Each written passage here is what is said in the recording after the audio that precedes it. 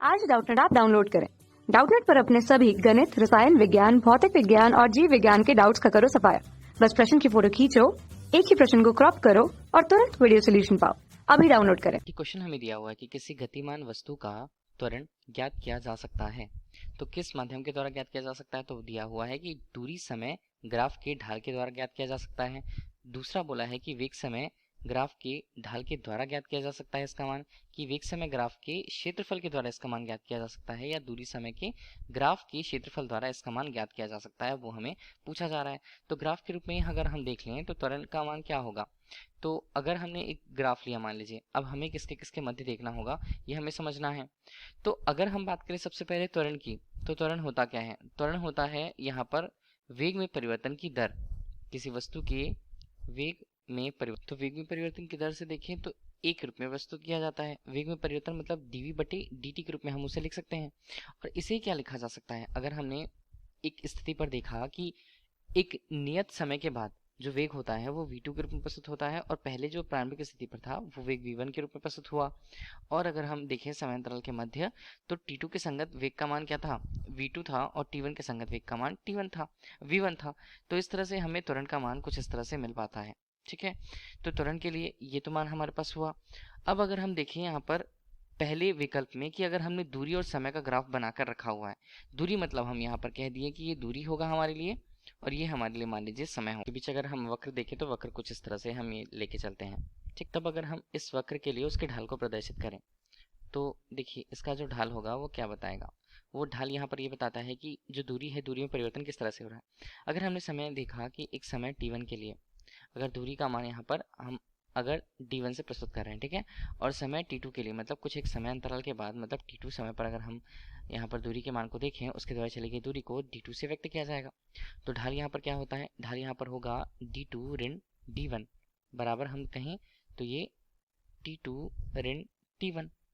तो जब भी दूरी बटे समय आता है,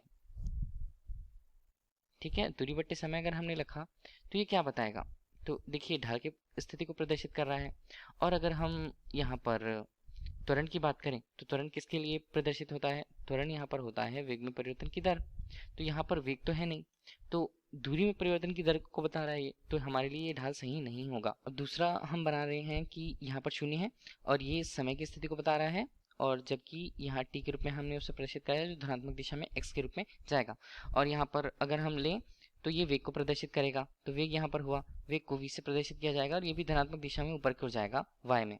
अब अगर हमने एक वक्र देखा इनके मध्य, तो वक्र कुछ इस तरह से मान लीजिए हमें मिला, तो ये वक्र हो गया है। ठीक है, तो वक्र है मतलब हम ये कहते हैं कि समय t1 के एक नियत मान के लिए जो वेग का मान था वो यहाँ पर v1 के रूप में प्रदर्शित किया गया था, और समय के मान t2 के लिए अगर हम देखें तो वेग का मान यहाँ पर किससे प्रदर्शित किया गया है?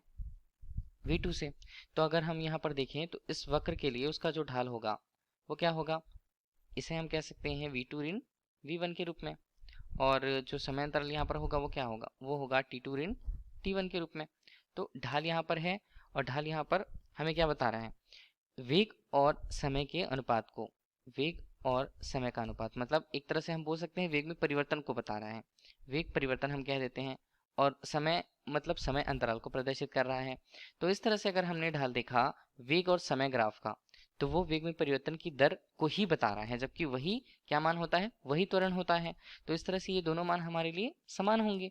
तो हम ये कह सकते हैं कि वेग समय का ये जो वक्र होते हैं उसका जो ढाल होता है वो त्वरण के बराबर होता है। ठीक है, तो हमारे लिए उत्तर यही होगा कि किसी वस्तु का त्वरण ज्ञात किया जा सकता है किसके ढाल के द्वारा? वेग और समय ग्राफ के ढाल के द्वारा। तो अब देखिए पहला विकल्प तो सही नहीं था, तो हमारे पास सी और डी भी यहाँ पर सही नहीं होंगे, केवल बी विकल्प सही होगा यहाँ पर। धन्यवाद। कक्षा 6 से 12वीं से लेकर नीट, IIT, JEE वो एडवांस के लेवल तक 1 करोड़ से ज्यादा छात्रों का भरोसा। आज ही डाउनलोड करें डाउटनेट ऐप या व्हाट्सएप करें अपने सारे डाउट्स 8400 400 400 पर।